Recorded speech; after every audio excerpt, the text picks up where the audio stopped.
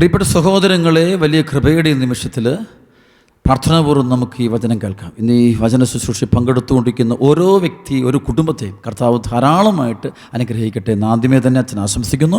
പ്രാർത്ഥനാപൂർവ്വം നമുക്ക് ഈശ്വര സന്നിധിയിലെ ഈശോ അനുഭവത്തിനായിട്ട് നമുക്ക് ആഗ്രഹിച്ച് പ്രാർത്ഥിക്കാം. സങ്കീർത്തനം 62 1 മുതലുള്ള വചനമാണ് നമ്മൾ വളരെ പ്രധാനമായിട്ട് ഇന്ന് ധ്യാനാത്മകമായിട്ട് നമ്മൾ സ്വീകരിച്ച് വചന ഹൃദയം സംഗ്രഹിക്കാൻ പോകുന്നത്. ദൈവത്തിൽ മാത്രമാണ് എനിക്ക് ആശ്വാസം, അവിടുന്നാണ് എനിക്ക് രക്ഷ നൽകുന്നത്, അവിടുന്ന് മാത്രമാണ് എൻ്റെ അഭയശിലയും കോട്ടയും, ഞാൻ കുലുങ്ങി വീഴുകയില്ല. ചരിഞ്ഞ മതിലും ആടുന്ന വേലിയും പോലുള്ള ഒരുവനെ തകർക്കാൻ നിങ്ങൾ എത്ര നാൾ ഉരുമ്പെടും?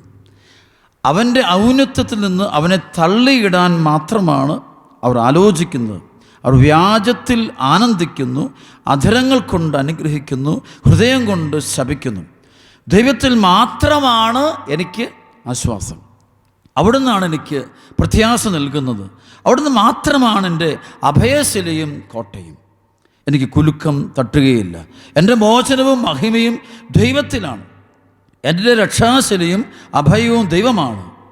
പ്രിയപ്പെട്ട സഹോദരങ്ങളെ, സങ്കീർത്തകൻ ഈ വചനം പറയുമ്പോൾ അതിൻ്റെ പശ്ചാത്തലം പറഞ്ഞു, ഒരു ശത്രുക്കളുടെ നടുവിൽ നിൽക്കുന്നവനാണ് ചില സമയത്ത് സങ്കീർത്തകൻ.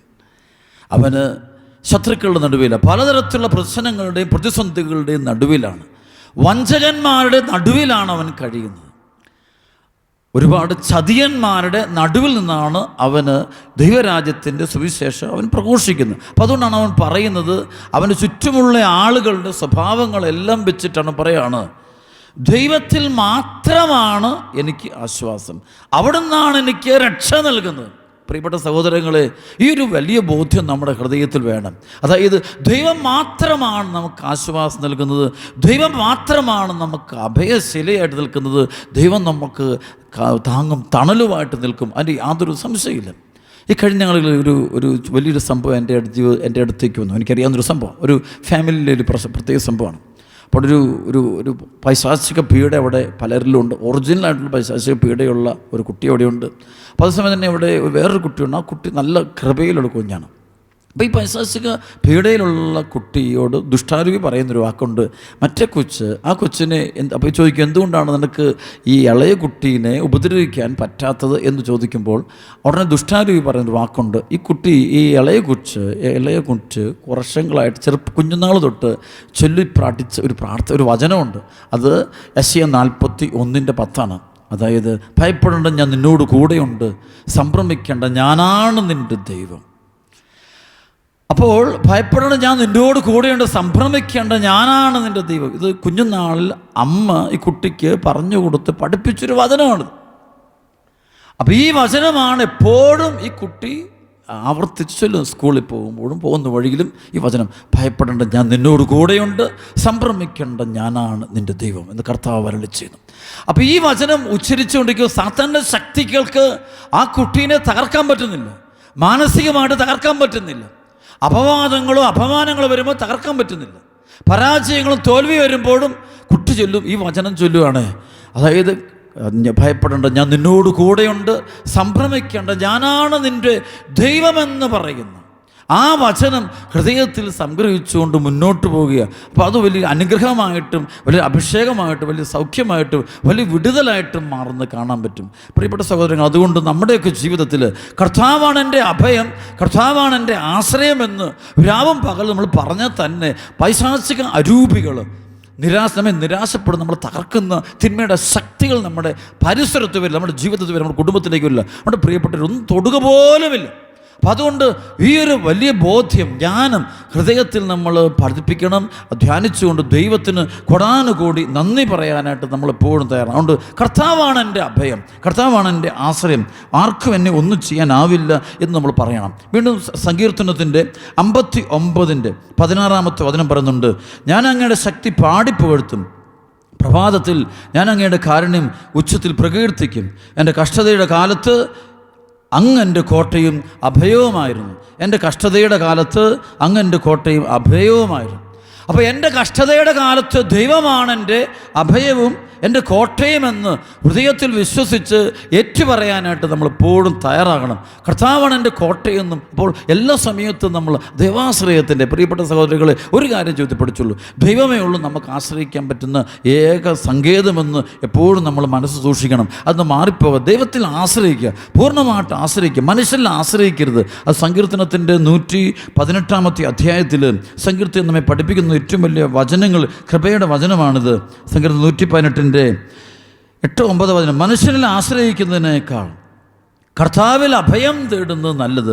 പ്രഭുക്കന്മാരിൽ ആശ്രയിക്കുന്നതിനേക്കാൾ കർത്താവിൽ അഭയം തേടുന്നത് നല്ലത്.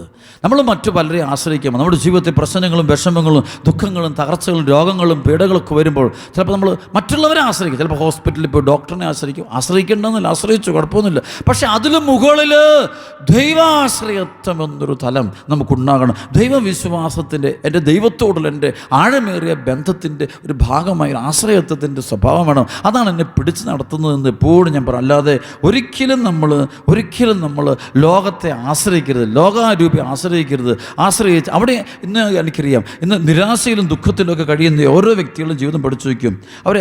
അവർ മനുഷ്യരെ, ദൈവത്തെക്കാൾ മനുഷ്യനെ ആശ്രയിച്ചു, പണത്തെ ആശ്രയിച്ചു, കൂടെയുള്ളവരെ ആശ്രയിച്ചു, കഴിവുള്ളവരെ ആശ്രയിച്ചു, ബുദ്ധിമാന്മാരെ ആശ്രയിച്ചു, പണക്കാരെ ആശ്രയിച്ചു, ചില മക്കളെ ആശ്രയിച്ചു, ജീവിത പങ്കാളെ ആശ്രയിച്ചു, അപ്പനെ അമ്മയൊക്കെ ആശ്രയിച്ചു.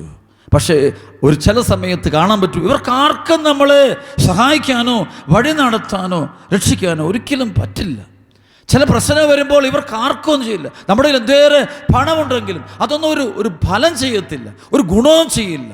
നേരെ മറിച്ച് ദൈവം എനിക്കുണ്ടെങ്കിൽ, ആ ദൈവം രാവും പകലും എന്നെ കാത്തു സംരക്ഷിക്കുന്ന ദൈവം, ആ ദൈവം എൻ്റെ കൂടെ ഉണ്ടെങ്കിൽ ഒരിക്കലും ഞാൻ തളർന്നു പോവുകയില്ല, തകർന്നു പോവുകയില്ല. ഈ ബോധ്യം നമ്മുടെ ഹൃദയത്തിൽ എപ്പോഴും ഉണ്ടായിരിക്കണം. സങ്കീർത്തനം 34 മുതൽ 18 വരെയുള്ള വചനം നമുക്ക് സുപരിചിതമാണ്. പക്ഷെ അത് വീണ്ടും നമ്മൾ വചനം വായിക്കണം, വചന ഹൃദയം സംഗ്രഹിക്കണം. ഈ വചനം ഇതാണ്: ഞാൻ കർത്താവിനെ തേടി, അവിടുന്ന് എനിക്ക് ഉത്തരമരുളി, സർവ്വഭയങ്ങളിൽ നിന്ന് അവിടുന്ന് എന്നെ മോചിപ്പിച്ചു. അവിടുത്തെ നോക്കിയവർ പ്രകാശിതരായി, അവർ ലജ്ജിതരാവുകയില്ല. ഈ എളിയവൻ നിലവിളിച്ചു, കർത്താവ് കേട്ടു. എല്ലാ കഷ്ടതകളിൽ നിന്ന് അവനെ രക്ഷിക്കുകയും ചെയ്തു. കർത്താവിന് ദൂതൻ ദൈവഭക്തരുടെ ചുറ്റും പാളയമടിച്ച് അവരെ രക്ഷിക്കുന്നു. കർത്താവ് എത്ര നല്ലവനെന്ന് രുചിച്ചറിയുക. അതിനർത്ഥം എന്താ? കർത്താവ് മാത്രമാണ് നല്ലവനെന്ന് പറയാൻ പറ്റും, വേറെ ആരും നല്ലവരെന്ന് പറയാൻ പറ്റില്ല. മക്കളൊരു നല്ലതുപോലെ നമ്മൾ ചമയുന്നവരാ, നന്മയുടെ സ്വഭാവങ്ങളും ശൈലികളൊക്കെ കാണിക്കും. അതുകൊണ്ട് നമ്മൾ ആശ്രയിക്കേണ്ടത്, ജീവിതം നമ്മൾ സമർപ്പിക്കേണ്ടത് വേറെ ആരുടെയും കൈകളിലല്ല, ദൈവകരങ്ങളിൽ മാത്രമേ നമ്മൾ സമർപ്പിക്കാവുള്ളൂ. അല്ലെങ്കിൽ നമ്മൾ ഇന്നല്ല നാളെ നമ്മൾ നിരാശയിലോട്ട് പോകും. ചില ഫ്രണ്ട്ഷിപ്പുകളൊക്കെ പൊട്ട് ചില ജീവിതങ്ങൾ പോകുന്ന കാണും. ഇന്ന് ഈ കാലഘട്ടത്തിലുണ്ട് ഒരുപാട് ഇൻ്റർനെറ്റ് ഫ്രണ്ട്സുകളും, പക്ഷേ എല്ലാം നോക്കിക്കൊള്ളും. പക്ഷെ ചതിയിൽ പോവുക. കാരണം ദൈവത്തെക്കാളും അവരെ ആശ്രയിക്കാം. ചില പ്രാർത്ഥിക്കത്തില്ല, ബൈബിള് വായിക്കത്തില്ല, പള്ളി പോകത്തില്ല, കുമ്പസാരമില്ല, കുർബാനയില്ല. നേരെ മറിച്ച് 24 മണിക്ക് ഫോണിൽ കൂടെ വിളിച്ച് ഒരുപാട് ആളുകളുമായിട്ട് സല്ലപിക്കുകയും അവരെ ആശ്രയിക്കുകയും അവരോട് തൻ്റെ ജീവിതത്തിൻ്റെ വിഷമങ്ങളും ദുഃഖങ്ങളും പ്രയാസങ്ങളും ഒക്കെ തുറന്നു പറയും. പക്ഷേ ദൈവത്തോട് മാത്രം തുറന്നു പറയില്ല. അപ്പം അങ്ങനെ പോകുമ്പോൾ അവസാനം അപകടങ്ങളായിട്ട് മാറുന്ന കാണാൻ പറ്റും. സങ്കീർത്തനത്തിൻ്റെ 121 സങ്കീർത്തനം ഒരിക്കലും മറക്കാത്ത ഹൃദയം സൂക്ഷിക്കേണ്ട വചനമാണ്. പർവ്വതങ്ങളിലേക്ക് ഞാൻ കണ്ണുകൾ ഉയർത്തുന്നു, എനിക്ക് സഹായം എവിടെ നിന്ന് വരും? എനിക്ക് സഹായം കർത്താവിൽ നിന്ന് വരുന്നു. ആകാശവും ഭൂമിയും സൃഷ്ടിച്ച് കർത്താവിൽ നിന്ന്. നിന്റെ കാൽ വഴുതാൻ അവിടുന്ന് സമ്മതിക്കുകയില്ല, നിന്നെ കാക്കുന്നവൻ ഉറക്കം തൂങ്ങുകയുമില്ല. ഇസ്രായേലിൻ്റെ പരിപാലകൻ മയങ്ങുകയില്ല, ഉറങ്ങുകയുമില്ല. കർത്താവാണ് നിൻ്റെ കാവൽക്കാരൻ, നിനക്ക് തണലേകാൻ അവിടുന്ന് നിൻ്റെ വലതുഭാഗത്തുണ്ട്. പകൽ സൂര്യനോ രാത്രി ചന്ദ്രനോ നിന്നെ ഉപദ്രവിക്കുകയില്ല. സകല തിന്മകളിൽ നിന്ന് കർത്താവ് നിന്നെ കാത്തുകൊള്ളും. അവിടുന്ന് നിൻ്റെ ജീവൻ സംരക്ഷിക്കും. കർത്താവ് നിൻ്റെ വ്യാപാരങ്ങളെ ഇന്നും എന്നേക്കും കാത്തുകൊള്ളും. അവിടെ സങ്കീർത്തകൻ പഠിപ്പിക്കുന്ന വചനം പരിശുദ്ധാത്മാവ് പറയുന്നത്, ആരിൽ നിന്നാണ് എനിക്ക് സഹായം വരും? ഞാൻ പർവ്വതങ്ങളിലേക്ക് നോക്കി, ആരിൽ നിന്നും സഹായം വരും? എനിക്ക് കർത്താവിൽ നിന്നാണ് സഹായം, അല്ലാതെ വേറെ ഒരിടത്തൊന്നുമല്ല സഹായം വരുന്നത്. നമ്മുടെ ജീവിതത്തിൽ ഒരു ദിവസമെങ്കിലും നമുക്ക് നമ്മൾ മുന്നോട്ട് പോകുന്നുണ്ടെങ്കിൽ, നമ്മുടെ വഴി തുറന്നു വരുന്നുണ്ടെങ്കിൽ അതിൻ്റെ പിന്നെ ദൈവകരമുണ്ടെന്നുള്ള വലിയൊരു ബോധ്യം നമ്മുടെ ഹൃദയത്തിൽ വേണം. ദൈവമാണ് പ്രവൃത്തി, മനുഷ്യകരമല്ല, ദൈവകരം. മോശ ഇസ്രായേൽ ജനത്തെ നയിച്ചുകൊണ്ട് മുന്നോട്ട് പോകുമ്പോൾ ചെങ്കടൽ കടക്കുമ്പോൾ അവൻ കൈ നീട്ടുന്നെങ്കിലും ആ കൈക്ക് മുകളിലൊരു കൈയുണ്ട്, വേറൊരു കൈ അതിൻ്റെ മുകളിലുണ്ട്.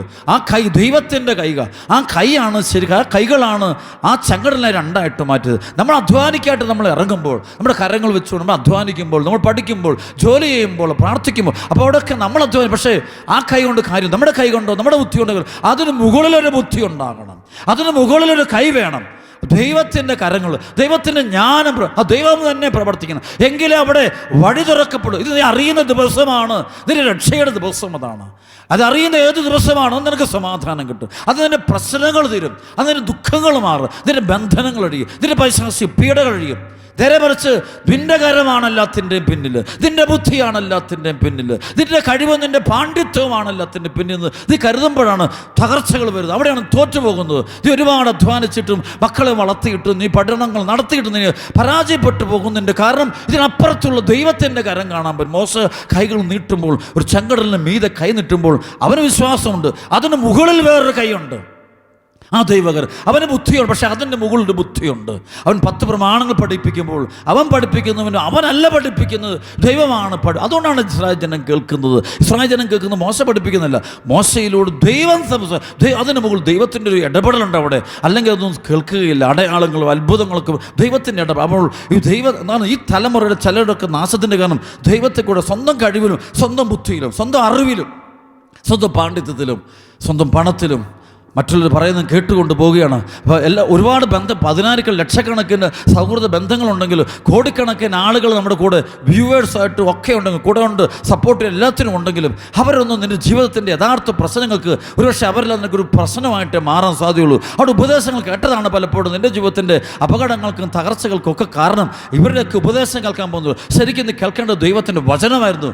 മത്തായിയുടെ സുവിശേഷം 4:4, ലൂക്ക 4:4 വചനം പറഞ്ഞു, മനുഷ്യൻ അപ്പം കൊണ്ട് മാത്രമല്ല ദൈവത്തിൻ്റെ അധരത്തിൽ നിന്ന് പുറപ്പെടുന്ന വചനം കൊണ്ടാണ് ജീവി. ദൈവവചനമാണ് ഇതിനെ നയിച്ചിരുന്നെങ്കിൽ നിനക്കൊരു പ്രശ്നവും വരത്തില്ലായിരുന്നു, നീ തളർന്നു പോവുകയില്ല. ദൈവവചനം ഒരിക്കലും ഒരാളെ നിരാശയിലേക്കോ തകർച്ചയിലേക്കോ അപകടത്തിലേക്കോ ഒരിക്കലും കൊണ്ടുപോയി എത്തിക്കുകയില്ല. നേരെ മറിച്ചത് രക്ഷയിലേക്ക്, ആനന്ദത്തിലേക്ക്, അനുഗ്രഹത്തിലേക്ക് മാത്രമേ അത് കൊണ്ടുപോയി എത്തിക്കുകയുള്ളൂ. അതുകൊണ്ട് പ്രിയപ്പെട്ട സഹോദരങ്ങളെ, ഈ വചനം ഇന്ന് കേട്ടുകൊണ്ടിരിക്കുമ്പോൾ നിൻ്റെ ജീവിതത്തെ നീ പൂർണ്ണമായും കർത്താവിൻ്റെ കൈകളിൽ നീ ഏൽപ്പിച്ചു കൊടുക്കുക തന്നെ ചെയ്യണം. വീണ്ടും വചനം വരെ സങ്കീർത്തനം 77:19 അങ്ങയുടെ വഴി സമുദ്രത്തിൽ അങ്ങയുടെ പാത പെരുവെള്ളത്തിലൂടെയും ആയിരുന്നു, അങ്ങയുടെ കാൽപ്പാടുകൾ അദൃശ്യമായിരുന്നു. കണ്ടോ, ഇസ്രായേൽ ജനം ചെങ്കടലിലൂടെ കടന്നു പോകുമ്പോൾ അങ്ങയുടെ കർത്താവിൻ്റെ കാലുകൾ അവിടെ ഉണ്ടായിരുന്നു, പക്ഷെ അത് അദൃശ്യമായിരുന്നു. അപ്പോൾ നീ കടലിൽ മീതെ നടക്കുമ്പോൾ, പ്രശ്നങ്ങളുടെ മുകളിലൂടെ പോകുമ്പോൾ അവിടെ ഒരു ദൈവം കടന്നു വരുന്നുണ്ട്. ദൈവം അവിടെ നിന്നും നിന്നെ മുന്നോട്ട് നയിക്കുകയാണ്. ആ ദൈവകരം കാണാം. ആ കണ്ടിട്ട് നമ്മൾ ദൈവത്തെ മഹത്വപ്പെടും. സങ്കീർത്തനങ്ങളൊക്കെ എപ്പോഴും ദൈവത്തെ സ്തുതിക്കും കാണാം. വചനം വെച്ചൊരു സ്തുതിക്കുന്നതിൻ്റെ കാരണം മറ്റൊന്നുമല്ല, അവർക്ക് ആ ദൈവ സാന്നിധ്യ അനുഭവം ഉണ്ടായിരുന്നു. ഈ സാന്നിധ്യ അനുഭവം നമുക്ക് നഷ്ടപ്പെട്ടു പോയി. നമ്മുടെ അഹങ്കാരവും നമ്മുടെ പഠനങ്ങളും നമ്മുടെ അറിവ് കൊണ്ട് ഈ ദൈവത്തെ മറക്കുന്നുണ്ട്. ദൈവത്തെ മറക്കുന്ന മനുഷ്യനാണെന്നത് ഏറ്റവും വലിയ അപകടകാരിയത്. ദൈവത്തെ മറക്കുന്നതാണ് അവൻ്റെ ജീവിതത്തിൻ്റെ എല്ലാ തകർച്ചകളുടെയും പ്രശ്നങ്ങളുടെയും ഒക്കെ കാരണം. അവൻ ദൈവത്തെ മറന്നിട്ട് അവൻ സ്വന്തം ബുദ്ധിയിലും സ്വന്തം കഴിവിലും സ്വന്തം ആലോചനയിലും മാത്രം അവൻ ആശ്രയിക്കുന്നു. അതാണ് അവൻ്റെ എല്ലാ ദുരന്തങ്ങളുടെയും എല്ലാ പ്രശ്നങ്ങളുടെയും എല്ലാ നിരാശയുടെയും തകർച്ചയുടെയും കാരണം അത് മാത്രമാണ്. അതുകൊണ്ട് പ്രിയപ്പെട്ട മക്കളെ, ഇത് ഈ വചനം കേട്ടുകൊണ്ടിരിക്കുമ്പോൾ എൻ്റെ നിങ്ങളുടെ ജീവിതത്തിലുണ്ടാകുന്ന ഏറ്റവും വലിയ പരിവർത്തനം മറ്റൊന്നുമില്ല, വലിയൊരു മാനസാന്തരം ഉണ്ടാകണം. ദൈവത്തിന് നമ്മുടെ ജീവിതം പൂർണ്ണമായിട്ടും വിട്ടുകൊടുക്കുവാനായിട്ട് നമ്മൾ തയ്യാറാണ്. സങ്കീർത്തനത്തിൻ്റെ 55 പരിശുദ്ധാത്മാവ് നമ്മെ പഠിപ്പിക്കുന്ന വചനമുണ്ട്. 55-ാം അധ്യായത്തിൻ്റെ 22 നിൻ്റെ ഭാരം കർത്താവിനെ ഏൽപ്പിക്കുക, അവിടെ നിന്നെ താങ്ങിക്കൊള്ളും. നീതിമാൻ കുലുങ്ങുവാനോട് സമ്മതിക്കുക. നിൻ്റെ ഭാരങ്ങൾ, നിൻ്റെ പ്രശ്നങ്ങൾ എന്തുവാങ്ങട്ടെ ആ ദൈവത്തിൽ ഏൽപ്പിക്കാൻ പഠിക്കുക. അറിവുകൊണ്ടല്ല വിജയം വരുന്നത്, ദൈവകരം കൊണ്ടാണ് നമ്മൾ വിജയം വരിക. ഇസ്രായേൽ ജനം ചെങ്കടലിൽ കടന്നത് അറിവ് കൊണ്ടല്ല, കഴിവുകൊണ്ടല്ല. അവരുടെയൊക്കെ കഴിവിന് മുകളിൽ ദൈവകരം ഉണ്ടായിരുന്നു. അവർ നടന്നു പോകുന്ന വഴികൾ മുമ്പിൽ ദൈവത്തിൻ്റെ കാൽപാദങ്ങൾ ഉണ്ടായിരുന്നു. അവർ പറയാം അവിടെ എല്ലാം ദൈവകരം ഉണ്ടായിരുന്നു. അപ്പോൾ അത് കാണാം, അതാണ് വലിയ കാര്യം. അല്ലാതെ നമ്മുടെ കഴിവ്, നമ്മുടെ പഠിച്ചതിൻ്റെ ബുദ്ധി കൊണ്ട് അറിവ് കൊണ്ടൊന്നും അല്ല വിജയങ്ങൾ നേടുന്നത്. യഥാർത്ഥ വിജയം ദൈവത്തിൽ നിന്നാണ് വരുന്നത്. ദൈവത്തിൽ നിന്ന് വിജയം വരുന്നില്ലെങ്കിൽ ഒരിക്കലും നമുക്ക് മുന്നോട്ട് പോകുക സാധ്യമല്ല. അതുകൊണ്ട് നമ്മുടെ ഹൃദയം പൂർണ്ണമായിട്ടും ദൈവത്തിൽ നിന്ന് ഏൽപ്പിച്ചു കൊടുക്കാൻ തയ്യാറാണ്. സങ്കീർത്തനത്തിൻ്റെ 73:27 എന്തെന്നാൽ അങ്ങിൽ നിന്ന് അകന്നു നിൽക്കുന്നവർ നശിച്ചു പോകും, അങ്ങയോട് കാപട്യം കാണിക്കുന്നവരെ അങ്ങ് സംഹരിക്കും. എന്തെന്നാൽ അങ്ങിൽ നിന്ന് അകന്നു നിൽക്കുന്നവർ നശിച്ചു പോകും. അപ്പോൾ ഈ ദൈവ സാന്നിധ്യത്തിൽ നിന്ന് വിട്ടിട്ട് സ്വന്തം ബുദ്ധിയിലും സ്വന്തം കഴിവിലും ഒക്കെ ആശ്രയിച്ച് ജീവിക്കുന്ന ആളുകളാണ് തകർന്നു പോകുന്നു, തരിപ്പണമായി പോകുന്നു. ജീവിതത്തിൽ പ്രശ്നങ്ങൾ വരുമ്പോൾ, തകർച്ചകൾ വരുമ്പോൾ അവർ വീണു പോവുക, അവർക്ക് മുന്നോട്ട് പോകാൻ സാധിക്കാതെ അവർ തകർന്നു പോകുന്നതിൻ്റെ കാരണം അതുകൊണ്ട്. അതുകൊണ്ട് പ്രിയപ്പെട്ട സഹോദരങ്ങളെ, ദൈവകരം പ്രവർത്തിക്കാൻ വേണ്ടി ആഗ്രഹിക്കും. ദൈവാശ്രയത്വത്തിൻ്റെ പുതിയ ജീവിതം നമുക്ക് ആരംഭിക്കാം. അതുകൊണ്ട് പ്രിയപ്പെട്ട സഹോദരങ്ങളെ, ദൈവത്തിൽ ആശ്രയിക്കുന്ന, ദൈവത്തെ മുറുകെ പിടിക്കുന്ന, കർത്താവിൻ്റെ കരങ്ങളെ മുറുകെ പിടിക്കുന്ന, അവൻ്റെ വഴിയെ പോകുന്ന ആ ഒരു വിശ്വാസ ചൈതന്യം നമുക്കുണ്ടാകണം. ഇല്ലെങ്കിൽ നമ്മുടെ ജീവിതം എന്ത് കാണിച്ചു, എന്തേരം നമ്മൾ ഉണ്ടാക്കിയോ, എന്തേരം വളർന്നു, പിടിച്ചു നിൽക്കില്ല. ആദ്യമൊക്കെ നമുക്ക് തോന്നും ദൈവമൊന്നും വേണ്ട, പ്രാർത്ഥന വേണ്ട, പള്ളി വേണ്ട, ജപമാല വേണ്ട, പരിശുദ്ധ കുർബാന വേണ്ട, കൂദാശകളൊന്നും ഇല്ലേലും എങ്ങനെ ഞാൻ ജീവിക്കും, എനിക്ക് ഇത്ര നാളൊന്നും ഇല്ല, എൻ്റെ മക്കൾക്ക് ഇതൊന്നുമില്ലായിരുന്നു, എനിക്ക് പണം മതി. പണം ഇല്ല മക്കൾ. ചില സമയത്ത് ഈ പണമൊന്നും നമുക്ക് ഉപകാരപ്രദമാകില്ല. ചില രോഗങ്ങൾ വരുമ്പോൾ, ചില ദുരിതങ്ങൾ വരുമ്പോൾ, ചില മക്കൾ ചില തിന്മകൾ കയറുമ്പോൾ പണം കൊടുത്താലൊന്നും അവർ തിരിച്ചു വരില്ല. എന്ത് കൊടുത്താലും തിരിച്ചു വരത്തില്ല. തിരിച്ചു വരും ദൈവത്തെ കൊടുത്താൽ മാത്രമേ തിരിച്ചു വരുള്ളൂ. ദൈവ അനുഭവം ഉണ്ടെങ്കിൽ മാത്രമേ കുഞ്ഞുങ്ങളൊക്കെ നമ്മൾ കേൾക്കുകയുള്ളൂ. ജീവിത പങ്കാളി ദൈവമുണ്ടാകട്ടെ, വേറൊന്നുമല്ല. നാട് നല്ല ടൂറും പരിപാടി, ലോകത്തിൻ്റെ എല്ലാ സുഖങ്ങളും ആസ്വദിച്ചുകൊണ്ട് ഓടി നടക്കും. പക്ഷേ ദൈവത്തെ പള്ളി കയറാൻ നേരമില്ല. പള്ളി കയറിയാൽ 1 മിനിറ്റ് കൊണ്ട് അവൻ ജമ്പ് ചെയ്ത് ഓടി മാറുകയാണ്. പ്രാർത്ഥിക്കാനോ ബൈബിൾ വായിക്കാനോ നേരമില്ല. അതിനൊന്നും അപ്പോൾ അപകടത്തിൻ്റെ വഴിയിലാണ് പോകും. ഇന്നല്ല നാളെ തിരിച്ചറിയും. ലോകം മുഴുവൻ അറിയാൻ പോകുന്ന ദൈവത്തെ ഉപേക്ഷിച്ച് പോകുന്നവർക്കുണ്ടാകുന്ന അപകടങ്ങളുടെ നാളുകൾ തുടങ്ങാൻ പോകുന്നു. ഈ നാളുകൾ ദുഷ്ടാരൂപികൾ ലോകത്തിൽ നിറയുണ്ട്. പലതരത്തിൽ ദൈവമക്കളെ പീഡിപ്പിക്കും. അതൊന്നും അറിയില്ല. കുറച്ചുകൊണ്ട് കഴിയുമ്പോൾ അറിയാൻ പറ്റും. പ്രിയപ്പെട്ട സഹോദരങ്ങളെ, അച്ഛനെ പറയുമ്പോൾ ഈ വചനങ്ങൾ ഹൃദയത്തിൽ ആഴത്തിൽ പതിപ്പിച്ചുകൊണ്ട് ധ്യാനിക്കുവാനും പ്രാർത്ഥിക്കുവാനും നമുക്ക് തയ്യാറാകാം. ദൈവകൃപ നമ്മിലേക്ക് ഒഴുകാൻ നമുക്ക് ആഗ്രഹിക്കാം. അപ്പോൾ ഹൃദയവും മനസ്സും ചിന്തകളും മുഴുവൻ നമ്മുടെ നല്ലവനായ ദൈവത്തിൻ്റെ കരങ്ങളിൽ ചേർത്ത് വെക്കുക. അതുകൊണ്ട് പ്രാർത്ഥിക്കാം, കർത്താവേ ഞാൻ അങ്ങനെ ആശ്രയിക്കുന്നു, എന്നെ കൈവിടരുതേ എന്ന് പ്രാർത്ഥിക്കാം. അപ്പോൾ ഈശോ പോലും പ്രാർത്ഥിക്കുന്ന സ്വർഗ്ഗസ്ഥനായ ദൈവത്തോട് പ്രാർത്ഥിക്കുന്നതാണ്. ഈശോ പീഡാസനത്തിൻ്റെ തൊട്ട് മുമ്പ് ഈശോ ഗർസമ തൊട്ട് പ്രാർത്ഥിക്കുക. ദൈവാശ്രയത്വത്തിൽ ഈശോ നമ്മെ പഠിപ്പിക്കും. പിതാവായ ദൈവത്തോട് നല്ല ബന്ധത്തിൽ, ആ ബന്ധമായിരുന്നുകൊണ്ട് മാത്രം സഹനം, വലിയ കുരിശ് മരണം വരുമ്പോൾ ഈശോ തളർന്നു പോകാത്തതിൻ്റെ കാരണം എപ്പോഴും ആ ദൈവാശ്രയത്വമുണ്ട്. ദൈവാശ്രയത്വത്തിൻ്റെ ജീവിതം വേണം. എന്ത് പ്രശ്നം വന്നാലും ദൈവത്തിൽ ആശ്രയിച്ചുകൊണ്ട് മാത്രം ജീവിക്കുക. വേറെ ആരെയും ആശ്രയിക്കരുത്. അവൻ നോക്കും, ഇവൻ നോക്കും, ഇവൾ നോക്കും, അപ്പൻ നോക്കും, അമ്മ നോക്കും, നാട്ടുകാരും കൂട്ടുകാർ നോക്കും, ബന്ധുക്കൾ നോക്കും, മക്കൾ നോക്കും, പ്രിയപ്പെട്ടവർ നോക്കും, സഹകാരികൾ നോക്കും, സഹപാഠികൾ നോക്കും, എല്ലാവരും നോക്കും. ആരും നോക്കില്ല, ആരും നിന്നെ ശ്രദ്ധിക്കില്ല. പ്രശ്നങ്ങൾ വരട്ടെ, അപ്പോൾ കാണാൻ പറ്റും ഇവരെല്ലാം ഉപദേശം. പക്ഷേ ആ ഉപദേശം തന്നെയായിരിക്കും പിന്നീട് നിനക്ക് ഏറ്റവും വലിയ വിപത്തും അപകടവുമായിട്ട് മാറുന്നത്. ഏറ്റവും വലിയ അപകടവും വിപത്ത് പല കൂട്ടുകാരുടെയും സുഹൃത്തുക്കളുടെയൊക്കെ ഉപദേശങ്ങൾ തന്നെയാണ് നിൻ്റെ നാശത്തിന് തന്നെ കാരണമെത്തുന്നത്. നേരെ മറിച്ച് നീ ദൈവത്തെ കേട്ടിരുന്നെങ്കിൽ, നിൻ്റെ ഹൃദയം ദൈവത്തേക്ക് തിരിച്ചിരുന്നെങ്കിൽ, നീ ദൈവം മനസ്സ് തിരിച്ചിരുന്നെങ്കിൽ, നീ പ്രാർത്ഥിക്കാനായിട്ട് രാത്രികാലങ്ങളിൽ നിന്ന് മുട്ടുകുത്തി കൈവിരിച്ച് ദൈവസന്നിധിയിൽ നിന്ന് പ്രാർത്ഥിച്ചിരുന്നെങ്കിൽ, ബൈബിൾ തുറന്ന് ദൈവത്തോട് ചോദിച്ചിരുന്നെങ്കിൽ, നീ പള്ളിപ്പൊന്ന് കുമ്പസാരിച്ച് കുർബാന സ്വീകരിച്ചിരുന്നെങ്കിൽ, നീ ഈശ്വരൻ അടുത്തൊരു ദേവാലയ ബന്ധിതമായ ജീവിതം നയിച്ചിരുന്നെങ്കിൽ ഇന്ന് ഈ അനർത്ഥങ്ങളെ നിനക്ക് അതിജീവിക്കാനായിട്ട് പറ്റുമായിരുന്നു. ഈ പ്രശ്നങ്ങൾ നിനക്ക് അതിജീവിക്കാൻ പറ്റുമായിരുന്നു. ഒരുപാട് പേരുടെ ഉപദേശം കേട്ട് ജീവിതത്തിൻ്റെ സമാധാനം നഷ്ടപ്പെട്ടു ഒത്തിരി പേരെ ഞാൻ കണ്ടിട്ടുണ്ട് ജീവിതത്തിൽ. അതുകൊണ്ട് ദൈവത്തെ വിളിക്കുക, ദൈവത്തെ മാത്രം വിശ്വസിക്കുക, ദൈവത്തെ മാത്രം ഈശോ പറയുന്നുണ്ടല്ലോ. യോഹന്നാന്റെ സുവിശേഷത്തിൻ്റെ 3-ാം അധ്യായത്തിൻ്റെ 23-24 വചനമുണ്ട്. പെസഹ തിരുനാൾ അവൻ ജെറുസലേമിലായിരിക്കുമ്പോൾ പ്രവർത്തിച്ച അടയാളങ്ങൾ കണ്ട് വളരെ പേർ അവൻ്റെ നാമത്തിൽ വിശ്വസിച്ചു. യേശുവാകട്ടെ അവരെ വിശ്വസിച്ചില്ല. കാരണം അവരെല്ലാം അറിഞ്ഞിരുന്നു. മനുഷ്യനെപ്പറ്റി ആരുടെയും സാക്ഷി അവന് ആവശ്യമില്ലായിരുന്നു. മനുഷ്യനുള്ളത് എന്താണെന്ന് അവൻ വ്യക്തമായി അറിഞ്ഞിരുന്നു. ഈശോ ആരെയും വിശ്വസിച്ചില്ല. വിശ്വസിക്കരുത്, ദൈവത്തെ മാത്രം വിശ്വസിക്കുക. ഈ നാളുകൾ അപകടങ്ങളുടെ നാളുകൾ. ഈ സമയത്ത് ദൈവത്തെ മാത്രമേ നമ്മൾ വിശ്വസിക്കാവുള്ളൂ. അല്ലെങ്കിൽ നമ്മൾ തകർന്നു പോകും. അതുകൊണ്ട് പ്രിയപ്പെട്ട സഹോദരങ്ങളെ, ഈ സമയത്ത് ഈ വചനം കേട്ടുകൊണ്ടിരിക്കുന്ന ഓരോ വ്യക്തിയും ദൈവത്തിൽ ആശ്രയിച്ചുകൊണ്ട് മുന്നോട്ട് പോകുക. ഈ സമയത്ത് നമുക്ക് നമ്മളുടെ ആരാധന പങ്കെടുക്കാം. ഡെലിവറൻസിൻ്റെ ഈ ആരാധന സമയത്ത് അത്ഭുതങ്ങളും അടയാളങ്ങളും സൗഖ്യങ്ങളും പരിശുദ്ധാത്മാവിൻ്റെ വലിയ അഭിഷേകവും എല്ലാ മക്കളും ലഭിക്കട്ടെ എന്ന് വെച്ച് പ്രാർത്ഥിക്കുന്നു. പ്രാർത്ഥനാപൂർവ്വം നമുക്ക് ആരാധനയിലേക്ക് പ്രവേശിക്കാം. ദൈവം അനുഗ്രഹിക്കട്ടെ.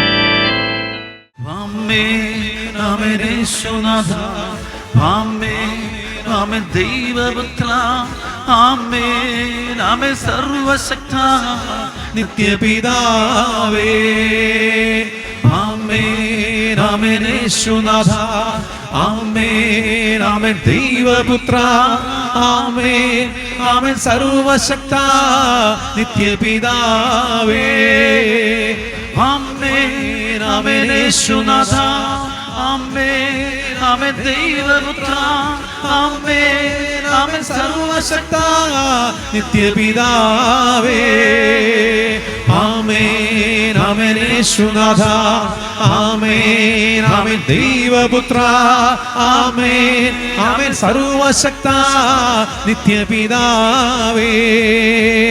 ബന്ധനമഴിയട്ടെ കെട്ടുക പൊട്ടട്ടെ ബന്ധനമഴിയട്ടെ കെട്ടുക പൊട്ടട്ടെ ബന്ധനമഴിയട്ടെ എല്ലാ കുടുംബത്തിലുള്ള ഓരോ വ്യക്തിയിലുള്ള ഭയത്തിന്റെ രോഗങ്ങളുടെ തകർച്ചകളുടെ നിരാശയുടെ പാപത്തിന്റെ രോഗങ്ങളുടെ മാറാരോഗങ്ങളുടെ ബന്ധനമഴിയട്ടെ.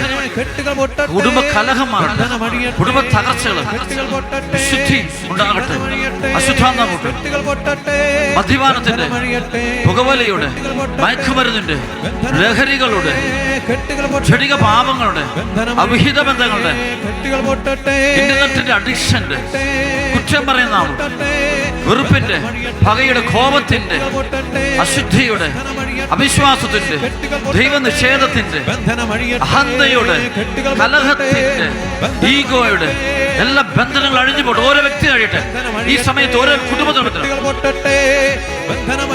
ക്യാൻസർ രോഗങ്ങളുടെ, മാനസിക രോഗങ്ങളുടെ, ഓട്ടിസം, ഹൈപ്പർ ആക്റ്റീവ് രോഗങ്ങളുടെ, ക്യാൻസർ രോഗങ്ങള്, ഹാർട്ട് രോഗങ്ങള്, ഉദര രോഗങ്ങള്, കുഞ്ഞുങ്ങളില്ലാത്ത ദമ്പതികളുള്ള ബന്ധനങ്ങൾ ഓരോ വ്യക്തിയിലുള്ളവരാണ്. ഈ ശുശ്രൂഷ പങ്കെടുക്കുന്ന ഓരോ ഭവനത്തിലുള്ള വീടിന്റെ മേല്, കൃഷിയിടങ്ങളുടെ മേല്, അധ്വാന മേഖല മേല്, ബിസിനസിന്റെ മേല്, ജോലിയുടെ മേലുള്ള, ജോലി മേഖലയുള്ള, പഠന മേഖലയുള്ള, യുവതികളിൽ യുവാക്കളിലുള്ള, പഠിക്കുന്ന കുട്ടികളിലുള്ള, ഭാര്യ ഭർത്താക്കന്മാരിലുള്ള, തിരുസഭയുടെ മേലുള്ള, വൈദികരുടെ മേല്, സന്യാസിയുടെ മേലുള്ള അഴിയട്ടെ യേശുനാമത്തിൽ.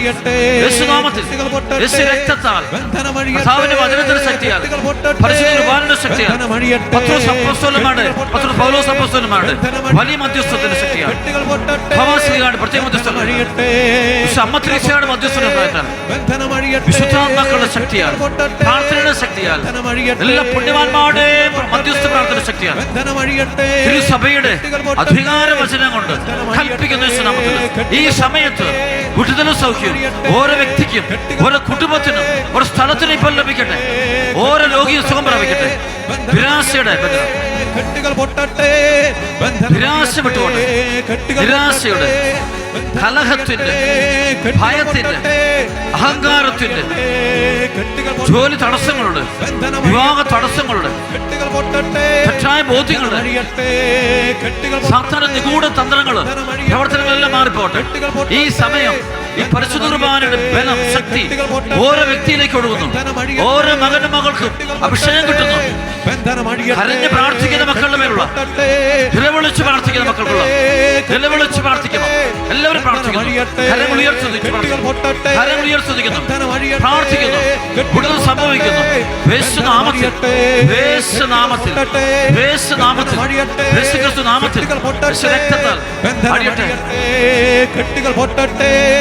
ആമേൻ ആമേൻ യേശുനാഥ, ആമേൻ ആമേൻ ദൈവപുത്ര, ആമേൻ ആമേൻ സർവശക്ത നിത്യപിതാവേ, ആമേൻ ആമേൻ യേശുനാഥ, ആമേൻ ആമേൻ ദൈവപുത്ര, ആമേൻ ആമേൻ സർവശക്ത നിത്യപിതാവേ, ആമേൻ ആമേൻ യേശുനാഥ, ആമേൻ ആമേൻ ദൈവപുത്ര, ആമേൻ ആമേൻ സർവശക്ത നിത്യപിതാവേ. ഹല്ലേലൂയ ഹല്ലേലൂയ ഹല്ലേലൂയ ഹല്ലേലൂയ. എല്ലാവരും ഹല്ലേലൂയ ഹല്ലേലൂയ ഹല്ലേലൂയ ഹല്ലേലൂയ ഹല്ലേലൂയ.